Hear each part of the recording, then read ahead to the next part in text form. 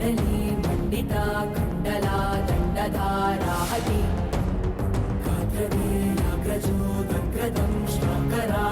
केदार, जरा कार रोको। क्यों जागृति?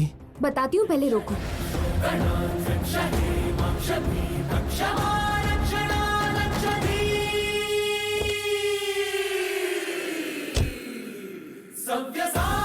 इस बिल्डिंग में 3rd फ्लोर। अंदर जाकर सीधे उनसे बात करने से पहले हम कल्याण के बारे में इंक्वायरी करते हैं। चलो।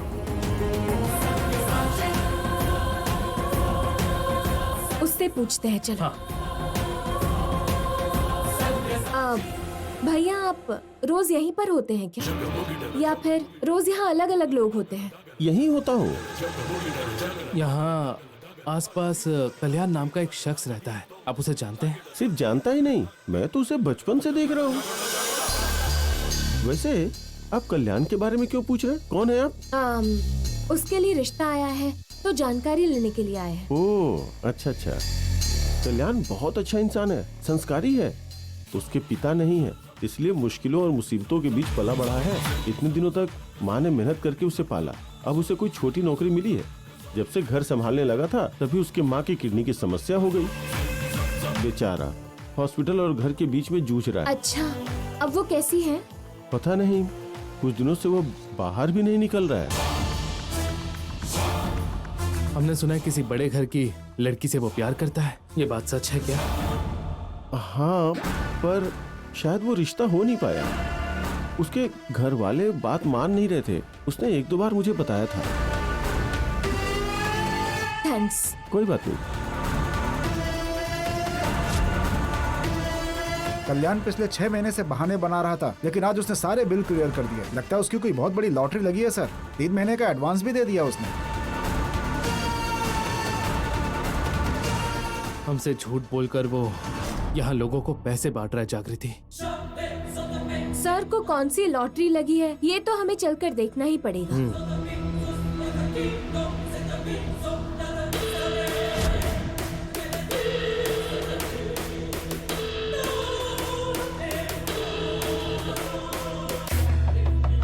कल्याण, आप ही हैं क्या? हाँ बोलिए, आप कौन है? पुलिस। हेमा के मर्डर के बारे में हम तुमसे कुछ बात करने आए हैं। आइए आइए, बैठिए।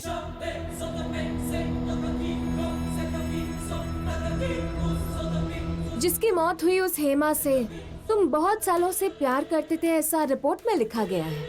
जी मैडम, हमने शादी का सपना देखा था।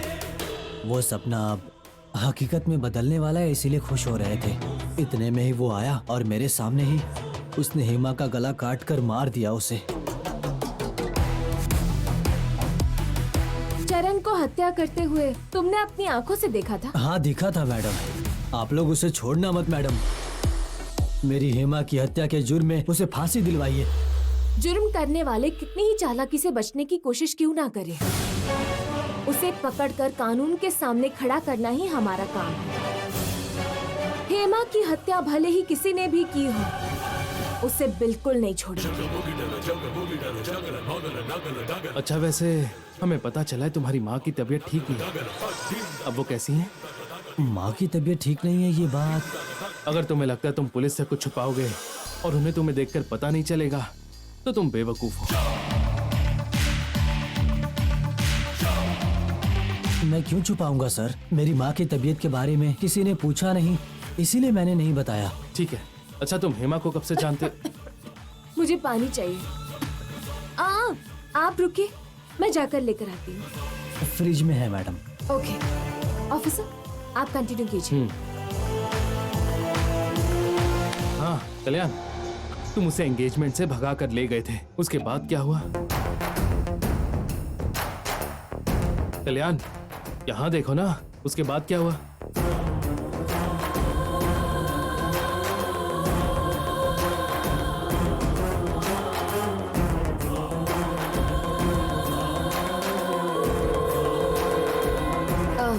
हेलो डॉक्टर, मुझे अर्जेंटली एक इन्फॉर्मेशन चाहिए। आपको डिटेल्स भेजते हो, देखकर बताइए प्लीज।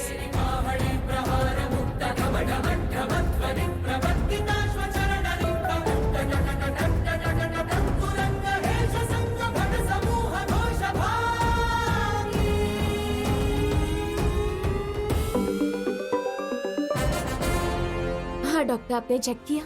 मैंने आपकी सारी रिपोर्ट्स देखी। किडनी कंप्लीटली फेल हो चुकी है। अर्जेंटली ट्रांसप्लांट नहीं किया गया तो पेशेंट का बचना बहुत ही मुश्किल है। आपने जो रिपोर्ट्स भेजी है वो किडनी ट्रांसप्लांट के लिए किए गए टेस्ट के रिजल्ट्स हैं। Okay doctor, thank you.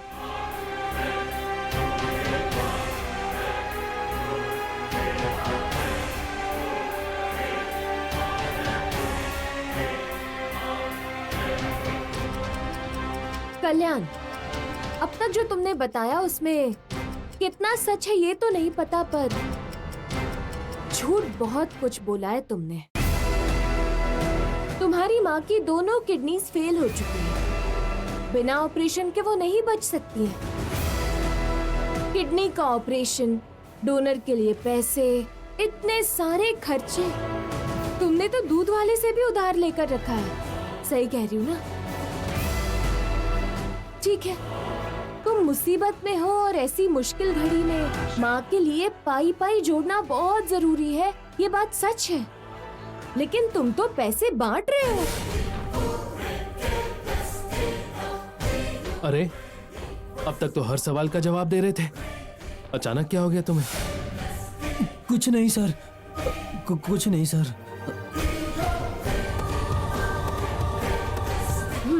अपने फोन में अपना बैंक अकाउंट ओपन करके दीजिए।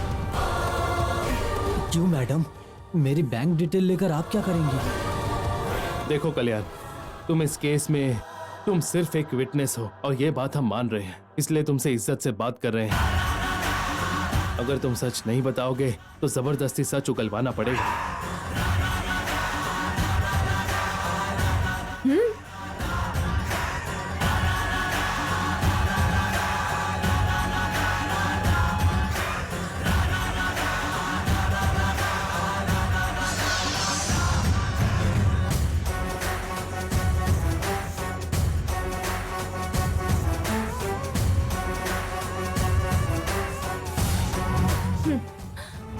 तुम्हारे अकाउंट में 25 लाख कहाँ से आए?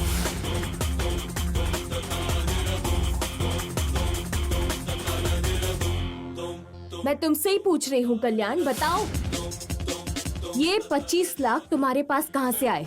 वो मैडम, माँ के ऑपरेशन के लिए मैंने एक फ्रेंड से लिए हैं मैडम। मैंने उससे कहा था कि मैं पैसे कमा कर उसे लौटा दूंगा। ठीक है, तो ये बताओ तुम इतना घबरा क्यों रहे हो? क्या ये बहुत पैसे वाला फ्रेंड है? तुम्हारी हालत पर तरस खा के उसने तुम्हें पैसे दे दिए है ना? हाँ सर। ठीक है, चरण को सजा हम लोग दिला देंगे, ठीक है? अगर कोई जरूरत पड़े तो हम फिर से आएंगे। ठीक है मैडम।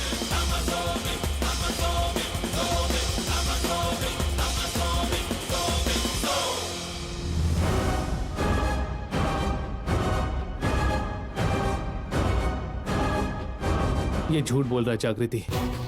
मुझे लगता है इसके किसी फ्रेंड ने इसके अकाउंट में पैसे नहीं डाले हैं। हाँ, लेकिन कल्याण, चरण को इस केस में क्यों फंसाना चाह रहा है ये मुझे ठीक से समझ नहीं आ रहा। अगर इसका जवाब चाहिए तो पहले हमें ये पता लगाना होगा कि कल्याण के अकाउंट में पैसे आए कहाँ से। उसका स्क्रीनशॉट बैंक वालों को भेजकर मैनेजर से बात करने को कहो और मैनेजर को कहो कि मुझे फोन करे। पहले पता लगाते हैं कल्याण सच बोल रहा है या झूठ, उसके बाद हम खूनी का पता लगाएंगे। चलो।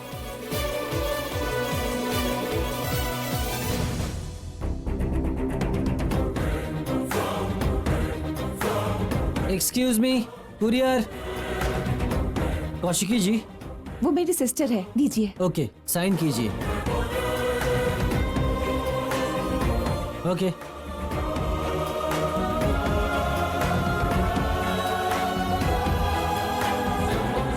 ये क्या दीदी, आप और सुरेश जीजू फिर से एक हो रहे हैं? ये कुरियर कैसा है? क्या कहा? सुरेश ने कौशिकी को पार्सल भेजा है। इन्हें कितना भी दूर करो पर दोनों एक दूसरे के पास आ ही जाते हैं। समझ नहीं आ रहा है क्या करूं। वैसे इनकी कहानी कुरियर भेजने तक पहुंच गई है क्या? मुझे भी यही लगा था। नहीं तो वो इन्हें कुरियर क्यों भेजते बताओ? ये लोग सच कह रहे हैं क्या बेटी? तुम फिर से खुश रहने वाली हो क्या? क्या हुआ बेटी, कुछ बोल क्यों नहीं रही हो? ये लोग जो कह रहे हैं सच है क्या? क्या तुम फिर से सुरेश के पास जाने का सोच रही हो? दीदी की चुप्पी सब बता रही है माँ जी। और ऐसे चोरी छुपे बात करने की क्या जरूरत है दीदी? अगर आप सबके सामने बात करेंगी तो हम मना करेंगे क्या? मतलब इस सब के बारे में आपने हम सब लोगों को भनक भी नहीं लगने दिया दीदी? सिर्फ कुरियर की बात है या चोरी छुपे मिलने भी जाती हैं आप उनसे? निशिका, निशिका।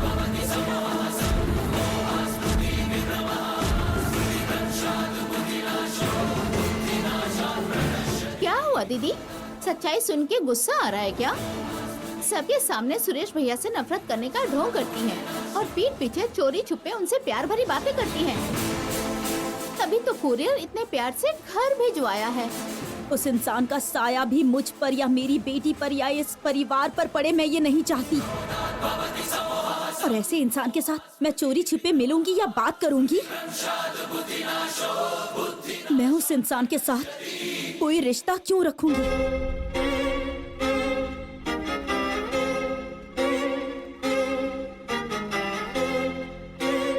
और रही बात इस कुरियर की, इसे किसने भेजा है, क्यों भेजा है और इसमें क्या है, मुझे जानना तक नहीं है।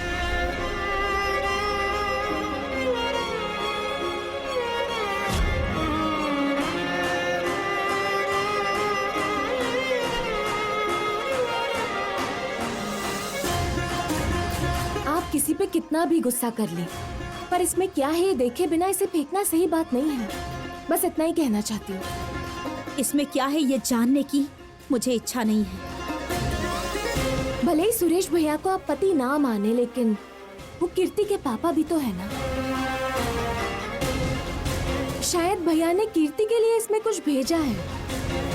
ये कीर्ति के लिए जरूरी है या नहीं है, आप कैसे डिसाइड कर सकती हैं? क्यों नहीं कर सकती? जब दीदी कह रही है कि इन्हें कुरियर की जरूरत नहीं है, तो तुम भाषण क्यों दे रही हो? इसे ले जाकर डस्टबिन में फेंक दो। नहीं फेंकूंगी, नहीं फेंकूंगी, नहीं फेंकूंगी।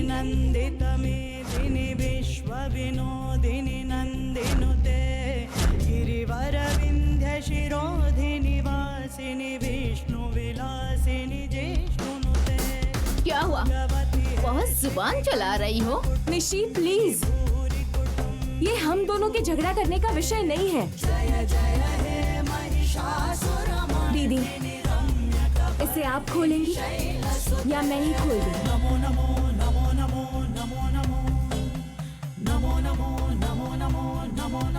इसे खोलिए दीदी।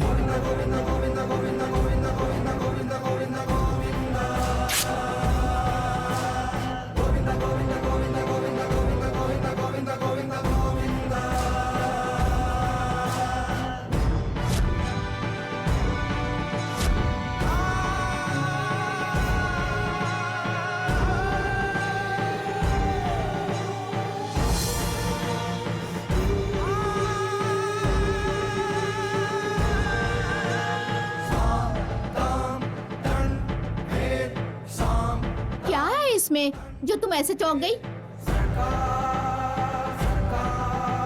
जागृति, क्या लिखा है इसमें?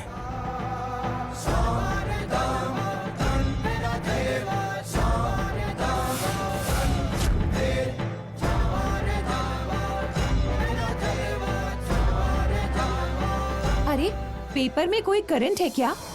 पकड़ते ही सब लोगों को झटका लग रहा है।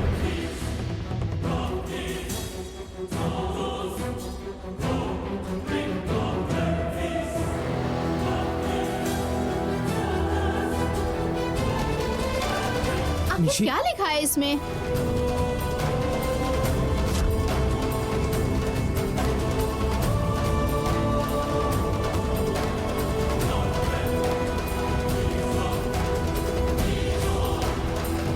अरे टेंशन दिए बिना तुम ही बता दो ना किसमें क्या लिखा है। मुझे लगा था ये लोग चोरी छुपे प्यार से एक दूसरे को खत लिख रहे होंगे, पर ये क्या है पापा? भैया ने दीदी को डिवोर्स का नोटिस भेजा है।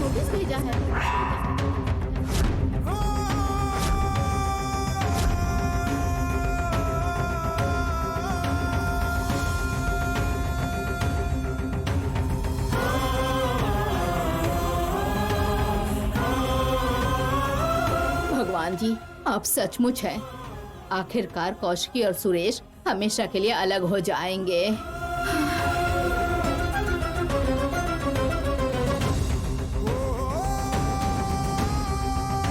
चाहो तो खुद देख लो।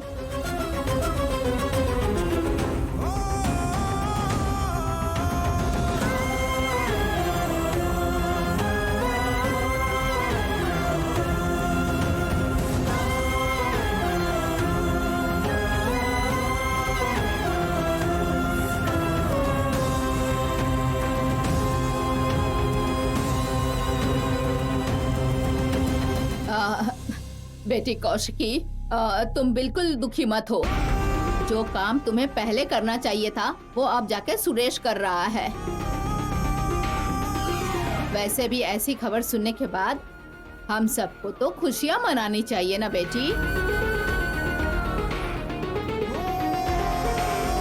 हाँ दीदी, जीजू तुम्हारे लिए और इस घर के लिए बिल्कुल सही नहीं थे। तुम तो ये समझो कि गलती को सुधारने का मौका भगवान ने खुद दिया है। अब तुम डिवोर्स के लिए मान भी जाओ। वैसे सुरेश ने अचानक से ये निर्णय क्यों लिया? आप भी ना पापा, अनजान बनकर क्यों पूछ रहे हैं? जब दीदी उनसे प्यार नहीं करती, कृतिका को उनके पास नहीं जाने देती, तो भला वो इनके पास क्यों रहेंगे? बेटी, जो होना था वो हो गया। अब हम भी अपने वकील को बुलाकर उनसे बात करते हैं। जितनी जल्दी हो सके उतने जल्दी उन्हें तलाक दिलाने के लिए कहते हैं, ठीक है ना? आप ये क्या कह रही हैं? इतनी आसानी से ये कैसे अलग हो जाएंगी? नहीं तो क्या, उन्होंने मुंह पे बेइज्जती करके ठुकरा दिया। उसके बाद भी दीदी को जाके कहना चाहिए मैं उनसे प्यार करती हूँ। उनके पीछे पड़ना चाहिए क्या? दीदी को किसी से प्यार भीख में मांगने की कोई जरूरत नहीं है।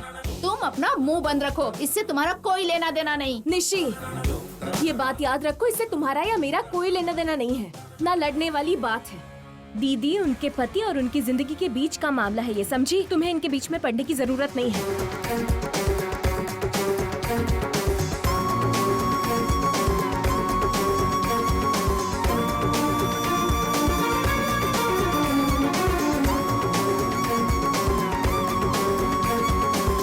वैसे भी दो लोगों का जुदा होना एक कागज और दो दस्तखत नहीं तय कर सकते। एक दूसरे के प्रति जो प्यार है उसे पूरी तरह मिटाना पड़ता है। उस प्यार को मिटे हुए बहुत दिन बीत चुके हैं जागृति।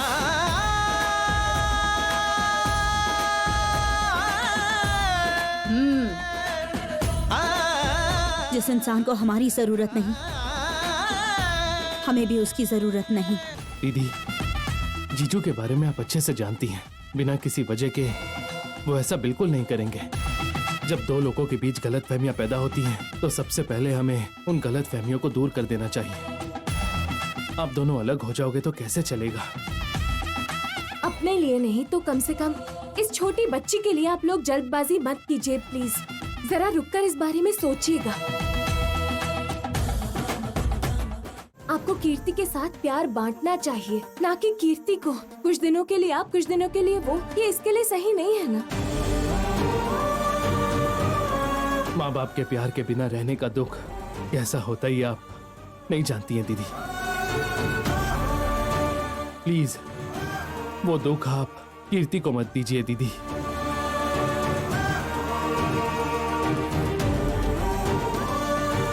सोचा था एक साइन करने से मुसीबत टल जाएगी, पर ये लोग तो कौशिकी का मन बदलना चाहते हैं। बस एक बार भैया को फोन करके घर पर बुला लीजिए, हम बैठकर बात कर सकते हैं। ये लोग सही कह रहे हैं कौशिकी, जरा एक बार सोच लो।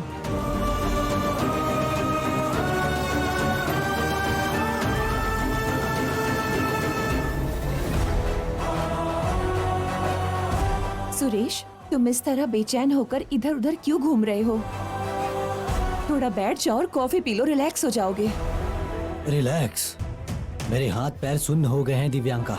आपके कहने पर मैंने कौशिकी को डिवोर्स नोटिस भेज दिया है। अब वो पेपर्स देखकर पता नहीं कौशिकी कितने गुस्से में होगी। गुस्से में वो कौन सा फैसला लेगी ये सोचकर डर लग रहा है।